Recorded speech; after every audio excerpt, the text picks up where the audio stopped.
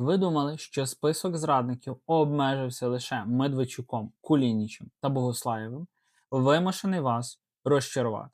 Це був лише буквально фасад і яскрава картинка для новин. Поки країна стікає кров'ю у високих кабінетах Києва, продовжують сидіти люди, які отримують зарплату в гривнях, а завдання у рублях. Вони навчилися майстерно маскуватися під патріотів, носити вишиванки та цитувати Кобзаря. Але за зачиненими дверима вони продовжують свою руйнівну роботу. Сьогодні на каналі Контури Історії масштабна ревізія. Ми зібрали топ-20 нових прізвищ, про які ви не чули в моєму минулому відео. Жодних повторів і застарілої інформації, тільки свіжі розслідування та справи за 2024, 2025 та 2026 роки. Ми пройдемо шлях від економічних щурів у Міноборони, які саботували постачання снарядів, до агентів у спецслужбах, що прямо наводили ракети на наші Хаймарс. І нарешті ми назвемо прізвище номер 1. Це фігура, чиє викриття стане для вас буквально справжнім шоком. Це розслідування не просто набір фактів, це докази системної спроби добити Україну зсередини. Приготуйтесь, ми починаємо зворотній відлік. 20 місце. Людина, яка буквально змащувала російські танки українським мастилом. Підписуйтесь на канал Контури Історії, щоб не пропустити нові випуски. Місце 20. Олександр Пономарьов. Відкриває наш список людина, чиє прізвище десятиліттями було синонімом безконтрольованої влади у Бердянську. Народний депутат від забороненої партії ОПЗЖ, який замість захисту державних інтересів у найважчий для країни час фактично став тиловим забезпеченцем окупаційного корпусу. Слідство встановило шокуючі факти. Коли російські танки заїхали в місто, заводи Пономарьова не лише не зупинилися, а навпаки перейшли на цілодобовий режим роботи. Він добровільно перереєстрував свій бізнес за російським законодавством, відкрив рахунки в підсанкційних банках РФ і почав масово постачати паливно-мастильні матеріали для техніки загарбників. Уявіть собі весь цей цинізм. Український депутат змащував траки російських танків, які йшли вбивати наших солдатів. Сьогодні він перебуває під вартою за підозрою у державній зраді, але масштаб збитків, завданих його діями, ще належить оцінити. Пономарьов – це приклад того, як великий бізнес без принципів стає ідеальним інструментом у руках агресора. Місце 19. Валерій Гнатенко. На 19-й позиції у нас ще один представник депутатського корпусу з надзвичайно сумнівним минулим. Колишній мер Дружківки, чия історія тягнеться ще з буремного 2014 року. За численними свідченнями очевидців та даними розслідувань, саме Гнатенко стояв біля витоків організації псевдореферендуму на Донеччині, особисто піднімаючи прапори окупантів. Проте, замість лави підсудних, він якимось дивом отримав мандат народного депутата і роками мав доступ до закритих засідань парламенту. Як людина з такою відверто проросійською позицією та взагалі проросійським бекграундом могла перебувати в центрі прийняття державних рішень під час повномасштабного вторгнення? Це класична консерва, яку ворог дбайливо оберігав для вирішального моменту. Гнатенко – це уособлення системної безкарності, яка дозволяє ворожим агентам мімікрувати під політиків і роками розхитувати державний човен зсередини. Місце 18. Дмитро Козюра. Ця справа стала справжнім потрясінням для всієї системи національної безпеки. Керівник штабу антитерористичного центру СБУ. Людина, яка за своєю посадою мала координувати протидію тероризму та ворожій підривній діяльності.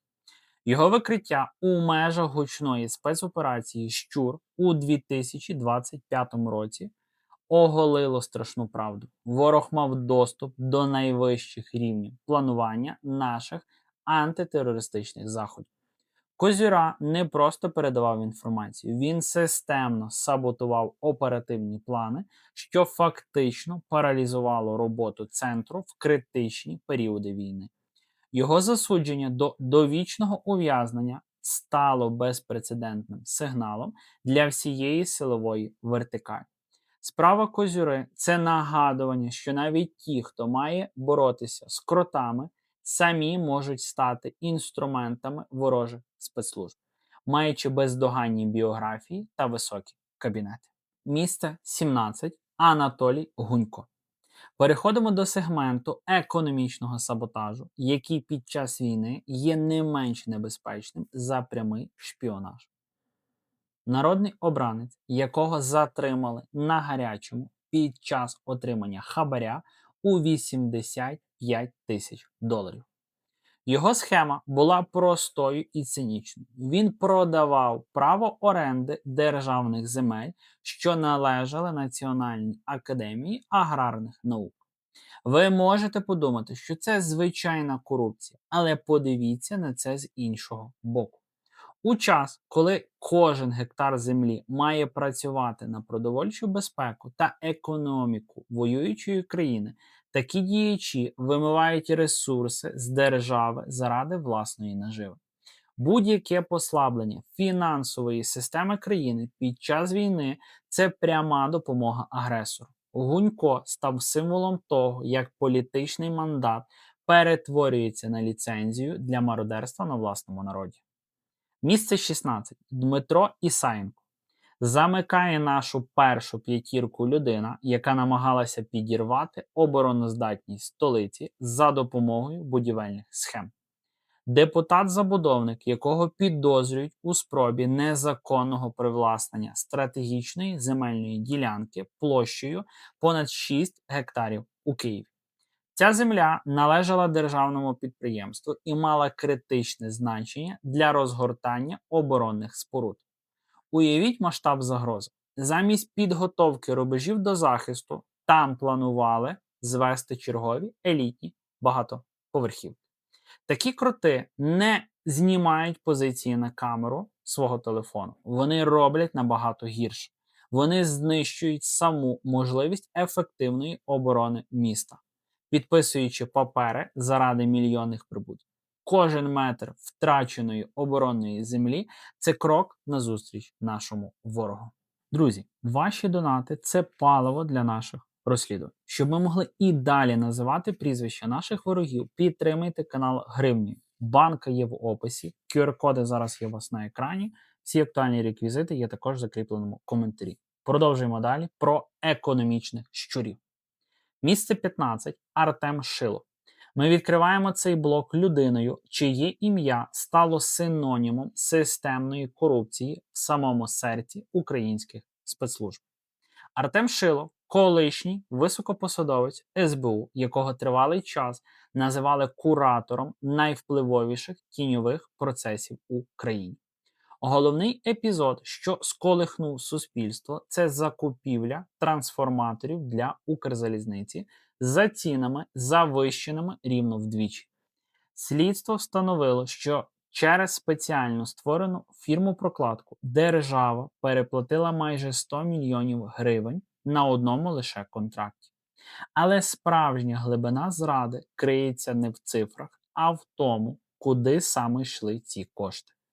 Гроші виводилися на офшорні структури, що мали тісні зв'язки з російським гральним бізнесом, який продовжував цинічно заробляти в Україні навіть після початку повномасштабного вторгнення.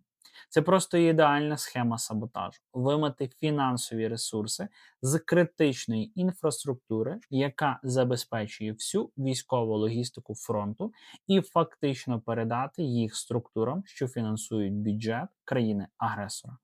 Шило – це не просто черговий корупціонер. Це приклад того, як людина в погонах може створити цілий фінансовий фронт проти власної держави, залишаючись при цьому в тіні високих кабінетів. Сьогодні його справа це головний іспит для всієї нашої антикорупційної системи. Чи здатна держава реально покарати свого, який став чужим? Місце 14. Олександр Ліїв. Якщо попередній фігурант працював на залізниці, то наступний кріт ударив у саме серце нашої оборони, у пряме постачання боєприпасів. Олександр Лієв – колишній керівник Департаменту військово-технічної політики Міноборони. Його ім'я тепер навічно вписане в матеріали гучної кримінальної справи про розкрадання майже 1,5 мільярда гривень на закупівлі мінометних пострілів. Схема була нахабною і до болі простою. Міністерство оборони сплатило 100% переплату компанії «Львівський арсенал». А та, у свою чергу, моментально перерахувала ці кошти на рахунки іноземного посередника. Результат для фронту виявився просто катастрофічним. Мільярди зникли у закордонних офшорах, а жодної міни українські солдати на передовій так, на жаль, і не побачили. У той самий час, коли кожен снаряд вирішував долю позицій під Бахмутом чи Авдіївки. Такі дії чиновників є нічим іншим, як прямим саботажем оборони. Поки волонтери буквально по гривні збирали на дрони, бюрократи одним розчерком пера спалювали ресурси, призначені для захисту життя нашої піхоти. Справа Лієва – це символ того, як чиновницький апарат може стати ефективнішим за ворожу артилерію, штучно створюючи снарядний голод у найкритичніші моменти війни. Це зрада, одягнена в дорогий костюм, яка коштувала країні не лише колосальних грошей, а й багатьох втрачених життів наших захисників. Місце 13. Тетяна Крупа. 13-та позиція в нашому списку – це людина, чиє обличчя тепер знає кожен українець, але не через професійні досягнення, а через 6 мільйонів доларів готівкою, які вона просто не встигла заховати під матрац. Тетяна Крупа – колишня голова Хмельницької МСЕК. Її кейс – це не просто історія про хабарі. Це системний, свідомий підрив мобілізаційних зусиль всієї країни. Поки одні чоловіки штурмували військкомати, інші за декілька тисяч доларів купували собі інвалідність, отримуючи легальний квиток на виїзд за кордон або повне бронювання. Масштаб цієї фабрики ухилянтів вражає уяву. У таємних списках її клієнтів опинилися сотні прокурорів, топ-чиновників та впливових силовиків регіону, які раптово стали людьми з обмеженими можливостями за державний рахунок. Це саботаж на рівні самого існування держави. Коли орган, що відповідає за придатність до служби, перетворюється на супермаркет із продажу довідок, це деморалізує всю армію. Крупа та її спільники фактично продавали безпеку України за пачки брудних доларів, створюючи армію фіктивних інвалідів у тилу, поки справжні поранені герої місяцями чекали на належну допомогу. Це і є той самий внутрішній кріт, який нищить довіру до справедливості та системно послаблює оборонний потенціал нашої країни зсередини.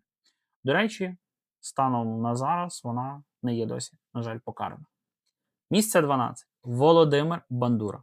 На 12-му місці ми бачимо класичний і водночас жахливий приклад того, як людина, наділена повною довірою громади, в один момент перетворюється на відкритого ворога.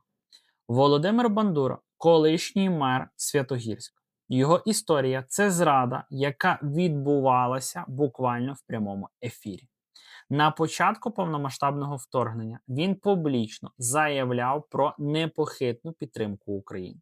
Але як тільки російські війська впритул підійшли до міста, Бандура моментально змінив риторику на абсолютно протилежну.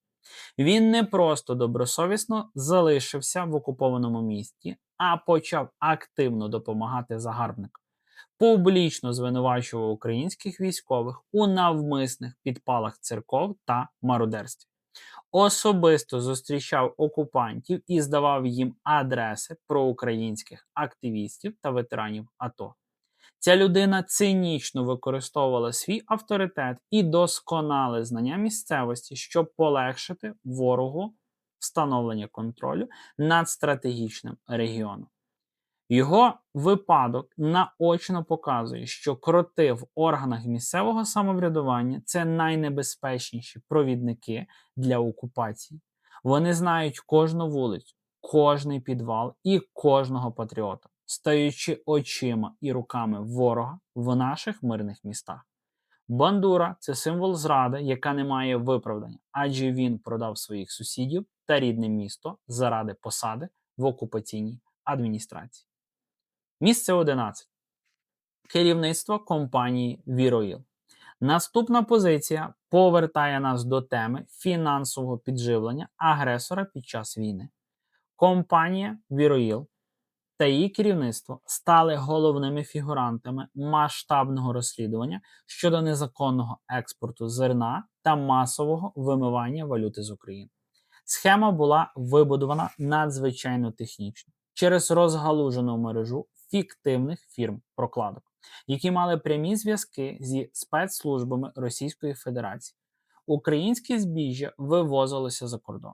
Валютна виручка, замість того, щоб повертатися в українську економіку та наповнювати наш бюджет воюючої країни, залишалася на рахунках офшорних компаній, які повністю підконтрольні ворогу.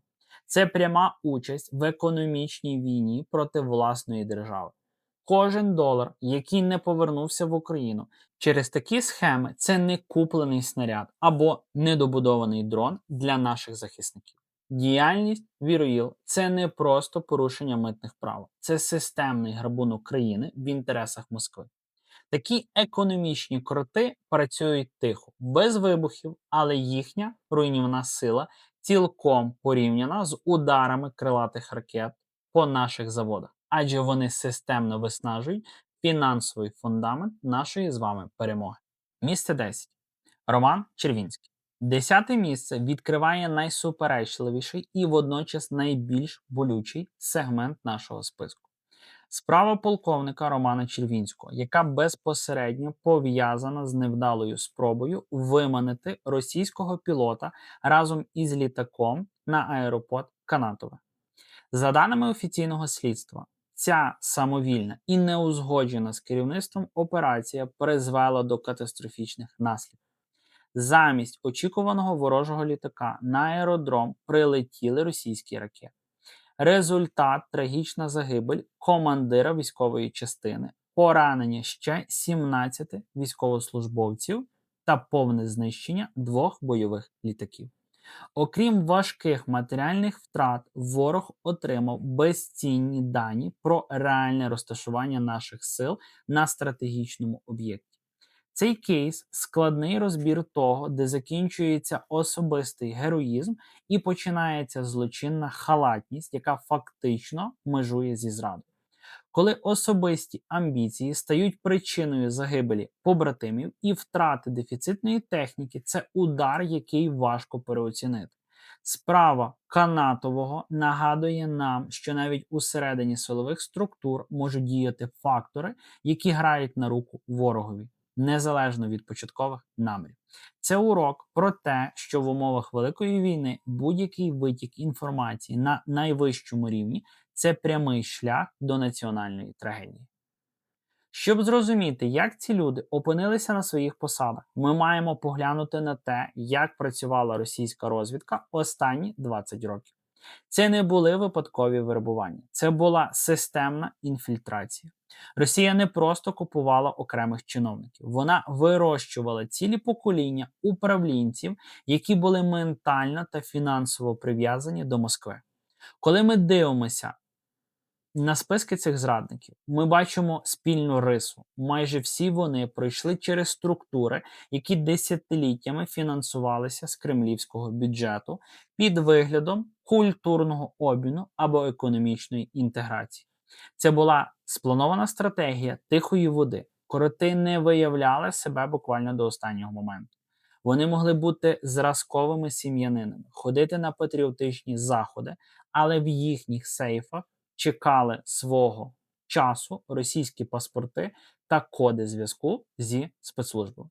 Чому наша система безпеки не спрацювала на випередження? Відповідь болюча.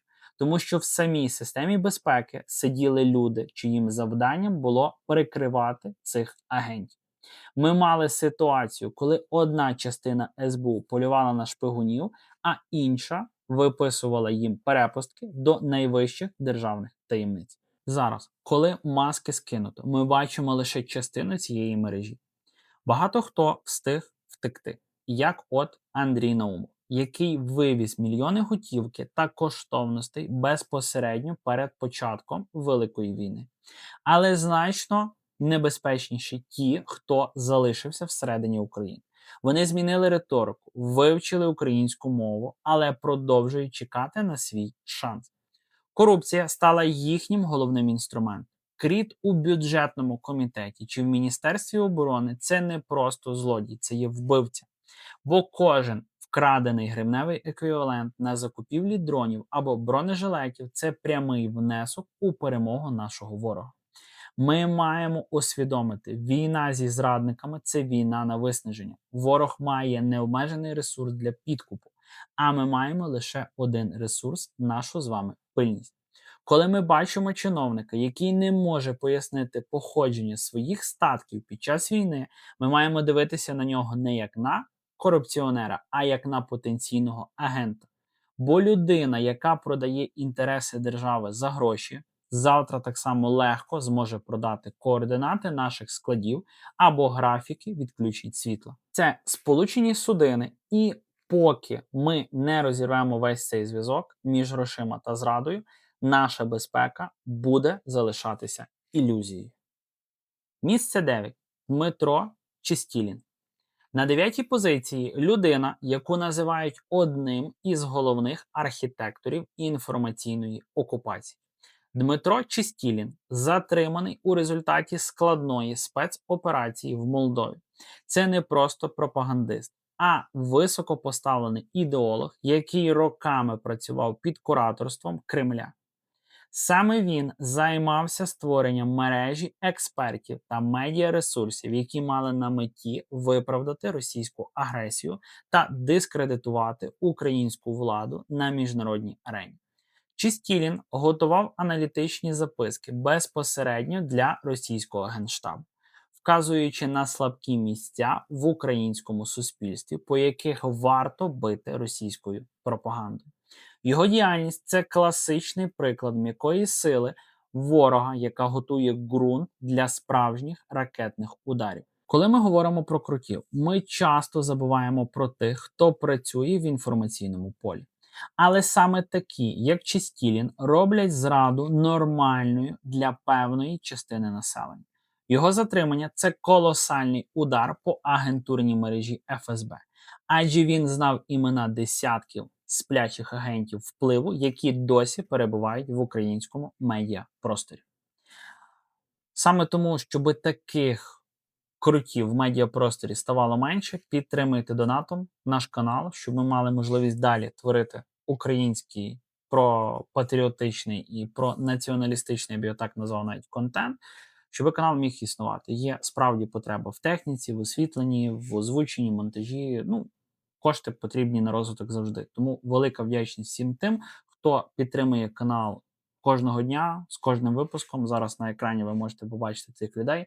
Вам справді величезна за це вдячність. Є також актуальні QR-коди Монобанка, Приват. Хто має бажання, можливість, можете підтримати канал. Вам також за це наперед велика вдячність. Місце 8. Полковник СБУ З. Запоріжжя. Наступна позиція в нашому списку – це приклад найстрашнішої зради, яку тільки можна уявити під час війни. Високопоставлений співробітник СБУ в Запорізькій області, чиє ім'я в інтересах слідства поки фігурує під ініціалом. Ця людина, маючи доступ до оперативних планів і переміщень наших підрозділів, стала прямим навідником для ворожої артилерії та ракетних військ. Слідство встановило, що він передавав ворогу точні координати розташування систем «Хаймарс» та складів з боєприпасами. Уявіть цинізм. Офіцер, який складав присягу на вірність українському народу, фактично коригував вогонь по своїх же власних побратимах. Кожне таке повідомлення в месенджері – це вибухи, втрачена дефіцитна техніка і загиблі солдати. Такі кроти в погонах – це найбільш пріоритетні цілі для ворожих спецслужб, адже один такий зрадник може нівелювати успіх цілої стратегічної операції. Його затримання стало результатом тривалої внутрішньої перевірки, але питання залишається. Як людина з такими поглядами змогла дослужитися до полковницьких погонів у ключовому прифронтовому регіоні? Місце 7. Денис Єрмак. 7 місце займає фігура, чиє ім'я стало символом кумівства та небезпечних зв'язків у найвищих ешелонах влади.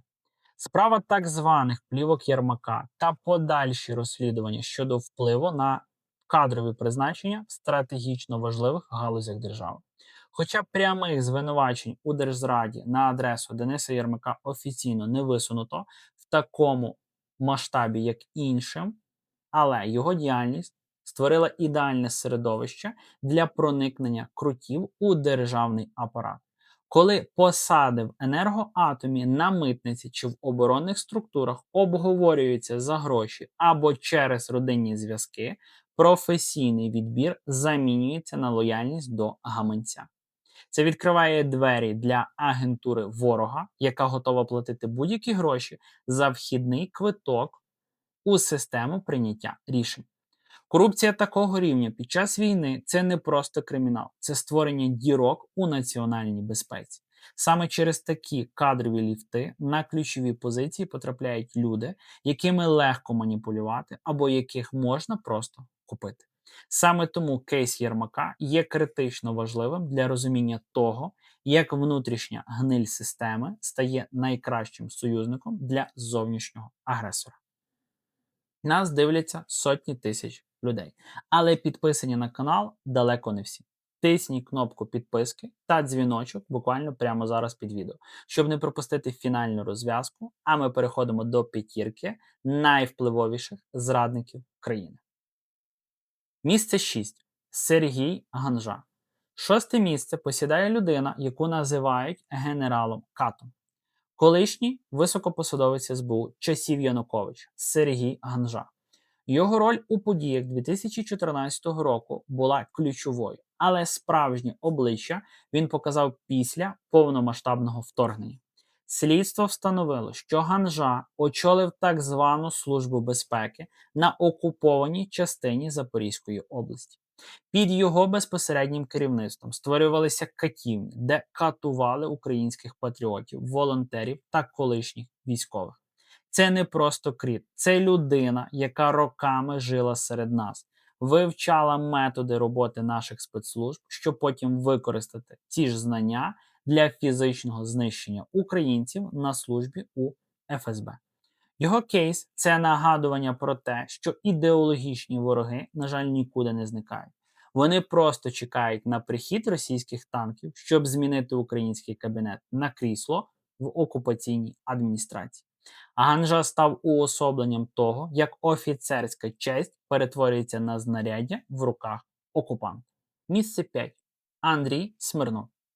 5 місце відкриває нашу найвпливовішу п'ятірку. Андрій Смирнов, колишній заступник керівника Офісу президента, який курував судову систему країни. Його справа про незаконне збагачення – це лише верхівка айсберга. Справжня небезпека полягала в його колосальному впливі на призначення суддів та прийняття ключових судових рішень. У воюючій країні судова гілка влади має бути фундаментом справедливості, але коли людина на такій посаді займається сумнівними схемами, це паралізує буквально всю державу. Будь-який кріт почувається в безпеці, якщо він знає, що в судах є люди, здатні завалити справу або випустити під заставу прямого агента ворога. Справа Смирнова – це розповідь про те, як внутрішня корупція у вищих ешелонах влади створює парасольку для всіх інших зрадників. Без чесного суду боротьба з російською агентурою перетворюється на нескінченний процес без фіналу. Його вплив на систему був настільки глибоким, що наслідки його, так би мовити, реформ ми будемо розгрібати ще купу років. Місце 4. Микола Тищенко. На 4-му місці людина, яка стала головним шоуменом української сучасної політики під час війни. Але його дії мають далеко не розважальний характер. Микола Тищенко, його численні скандали від поїздок у Таїланд під час запеклих боїв до нападів на військових у Дніпрі – це не просто відсутність етики, це системна дискредитація української влади та армії. Кожна його витівка моментально стає головною темою російських пропагандистських медіа. Вони використовують Тищенка як ідеальний приклад українського хаосу та вседозволеності можновладців. Його дії вносять розкол у суспільство, змушуючи цивільних і військових сумніватися в справедливості того, за що ми, власне, боремося. Коли народний депутат дозволяє собі принижувати ветеранів, він робить для ворога більше, ніж десяток платних ботів.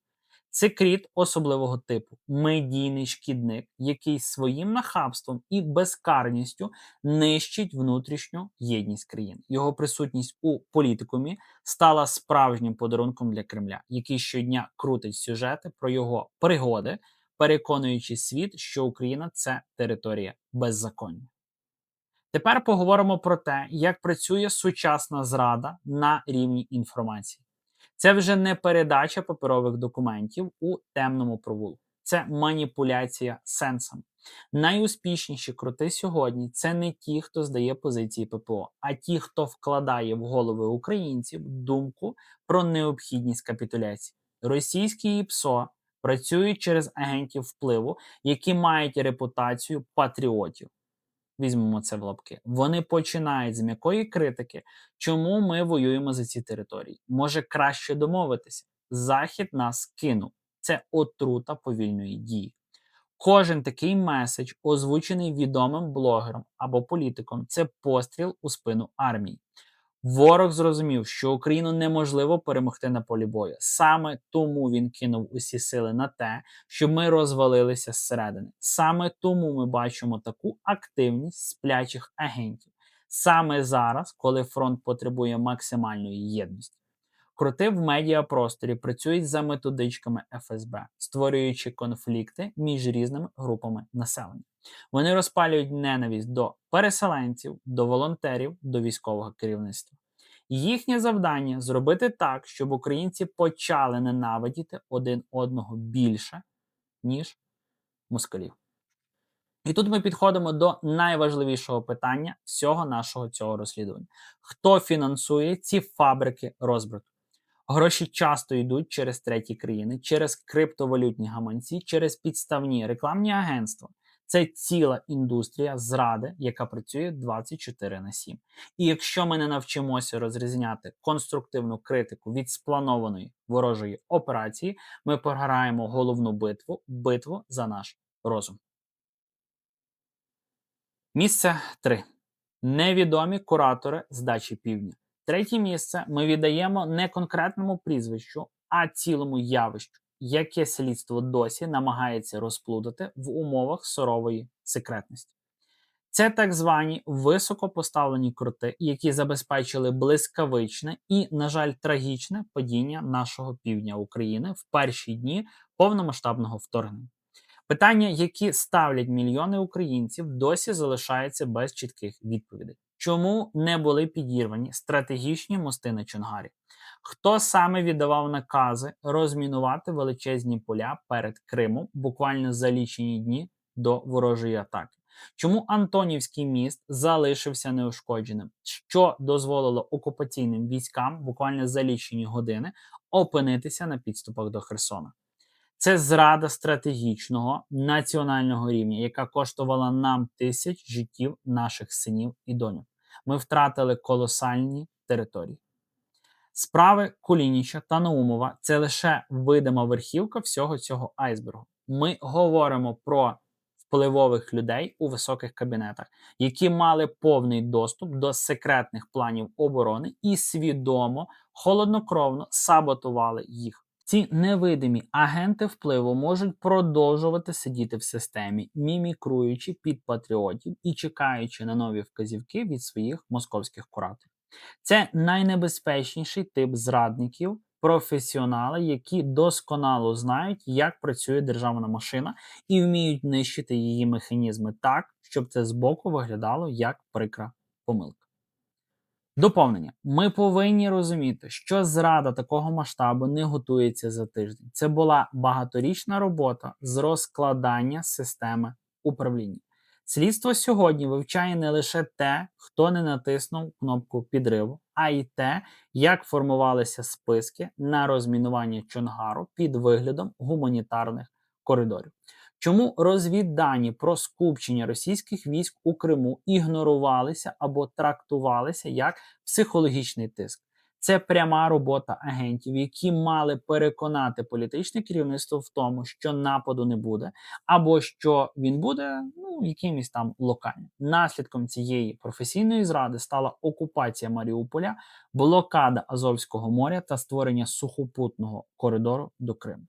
Ця катастрофічна ситуація, яка відбулася, за яку досі ніхто з найвищих ешелонів не поніс публічної відповідальності. Найвищих шаблонів це вплоть до Верховної Ради, Офісу Президента і головнокомандувача, який на той час був. Ну і, звичайно, що Верховного головнокомандувача вся відповідальність лежить на вищому керівництві держави, які недооцінили загрозу і, як мінімум, просто банально не перестрахувалися, бо все ж таки війна тривала з 2014 року, а якщо брати історичну тяглість, то вона і тривала ще там з 17 століття, тому максимально було зрозуміло, що домовлятися з росіянами і вірити росіянам на тому слові, що вони не нападуть, тобто це було, не знаю, або просто максимальною тупістю, або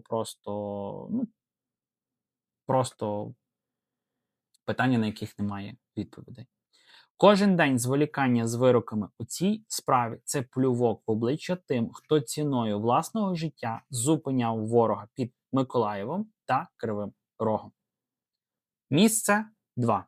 Юрій Бойко. На другому місці людина, чиє перебування на свободі та в залі Верховної Ради під час такої кривавої війни є справжнім викликом українському суспільству та правосуддю. Юрій Бойко – багаторічний лідер проросійських сил, промосковських, колишній соратник Януковича та один з головних очільників тепер уже забороненої партії ОПЗЖ. Хто ті люди, хто за нього стільки часу голосує? Його особиста роль у стратегічній підготовці ґрунту для російського вторгнення є просто фундаментальною. Десятиліттями він послідовно просував ідеї нейтралітету, повної енергетичної залежності від Москви та так званих прямих переговорів з окупаційними режимами. Прямих переговорів, тобто це означає, що ми б визнали якісь сири там ДНР, ЛНР як повноцінних, повноправних співпереговорників, тобто ми б визнали, що це утворення, воно є державним, якщо б ми напряму з ними вели переговори. Бойко продовжує цинічно користуватися депутатським імунітетом і впливати на власне кажучи, законодавчий процес. Він живий символ старої гвардії агентів Кремля, які роками вибудовували в Україні російську політичну інфраструктуру. Його недоторканність створює вкрай небезпечний прецедент. Вона сигналізує іншим потенційним зрадникам, що можна відкрито працювати на ворога, бути обличчям капітуляції і при цьому залишатися в безпеці під державним захистом. Бойко – це не просто політик, це відкритий канал зв'язку між Кремлем і українським істеблішментом, який досі не перерізаний рішучими діями правоохоронців. Чому Бойко досі не під слідством за статтею про держзраду? Це питання, яке тримає в напрузі все громадянське суспільство. Ми пам'ятаємо його візити до Москви за декілька днів до вторгнення. Ми пам'ятаємо вишки Бойка, які стали символом корупції в енергетиці і в результаті були захоплені та використані ворогом як військові об'єкти. Його політична сила ОПЗЖ була хребтом російського впливу в Україні. Це були люди, які готували списки нової адміністрації для окупантів. Те, що він досі перебуває у Верховній Раді, дає сигнал усім сплячим агентам. Чекайте, система вас захистить. Це не просто присутність одного політика, це наявність легального плацдарму для російських інтересів прямо в центрі прийняття рішень. Кожне його голосування, кожен виступ у кулуарах це пряма робота на розмиття нашої з вами перемоги. І нарешті місце 1. Офіс крота. Ну, так би мовити, колективний образ системної зради. І нарешті перше місце нашого з вами рейтингу. Ми не називаємо тут одне єдине конкретне прізвище, бо головний ворог сьогодні – це потужне системне лобі капітуляції, яке глибоко пустило коріння у найвищих кабінетах нашої країни. Це люди, які прямо зараз готують ґрунт для необхідних компромісів, що фактично означатимуть приховану поразку України. Це ті, хто гальмує життєво важливі реформи в оборонному секторі, хто зливає інформацію про наші наступальні операції ще до їхнього початку. Номер 1 у нашому списку – це той самий колективний кріт, який системно переконує суспільство в неминучості програшу та підступно підриває довіру між народом, владою і армією. Це агентура, яка працює не лише за гроші, а за право зберегти свій вплив у будь-якій конфігурації майбутнього. Навіть якщо це буде майбутнє під чоботом окупанта. Викриття цього гнізда зради – це головна битва, яку ми зобов'язані виграти всередині країни. Це найскладніший рівень зради – зрада в білих рукавичках. Люди, які займають це перше місце, просто ніколи не фотографуються з російським прапором. Вони цитують Шевченка, носять вишиванки, але їхні дії системно ведуть до послаблення держави. Вони ініціюють перевірки волонтерів, вони створюють перешкоди для технологічних стартапів у військовій сфері. Вони просто провокують конфлікти всередині військового командування. І їхня головна мета – створити керований хаос, у якому Україна буде змушена погодитися на умови Кремля. Це і є офіс крота, мережа впливу, яка працює на капітуляцію під виглядом реалізму. Вони кажуть, ми не витягнемо довгу війну, треба домовлятися, Захід втомився. Це і є головна інформаційна та системна отрута. Сьогоднішній список – це заклик до дії. Ми не маємо права на втому від викриттів. Навпаки, ми маємо стати ще прискіпливішими. Кожне нове прізвище у нашому топі – це результат роботи не лише наших спецслужб, а й журналістів, розслідувачів та небайдужих громадян. Пам'ятайте, зрада боїться світла. Коли ми говоримо про ці факти вголос, ми поширюємо інформацію, ми звужуємо простір для маневру цих крутів. Наша мета – зробити зраду в Україні не просто небезпечною, а просто неможливою. Щоб кожен хоч раз подумав про співпрацю з ворогом, знав, його знайдуть, його ім'я буде закарбоване в ганебному списку, а його майбутнє буде знищено раз і назавжди. Ну і його по факту буде ліквідовано. Список, який ви сьогодні почули на каналі Контури Історії, це буквально лише частина величезної мозаїки зради. Ворог щиро розраховує на нашу втому, на нашу зневіру і на те, що в цій щоденній боротьбі ми просто перестанемо помічати ворогів серед своїх. Але ми не маємо на це жодного права. Кожне викрите ім'я, кожна зупинена корупційна схема – це врятовані життя наших захисників на передовій. Ми показали вам тих, хто намагається вкрасти у нас майбутнє. Тепер черга за вами. Поширюйте це відео, максимально розголошуйте ці факти. Не дозволяйте зрадникам сховатися за патріотичними гаслами. Публічність – це їхній найбільший страх, а ваша увага – це найнадійніший щит для України. Дякую, що дивитеся, підписуйтесь на канал, тисніть вподобайку, якщо згодні, що кожен кріт має бути покараний за законом. Пишіть у коментарях, чиї прізвища ви б додали до цього топу. Ми читаємо кожний ваш відгук і продовжуємо роботу. Підтримуйте канал донатом, кожною гривнею, донайте на ЗСУ, підтримуйте наших бійців на передовій, нашу армію, бережіть себе, слава Україні і разом до перемоги. Підписуйтесь на канал Контури Історії, щоб не пропустити нові випуски.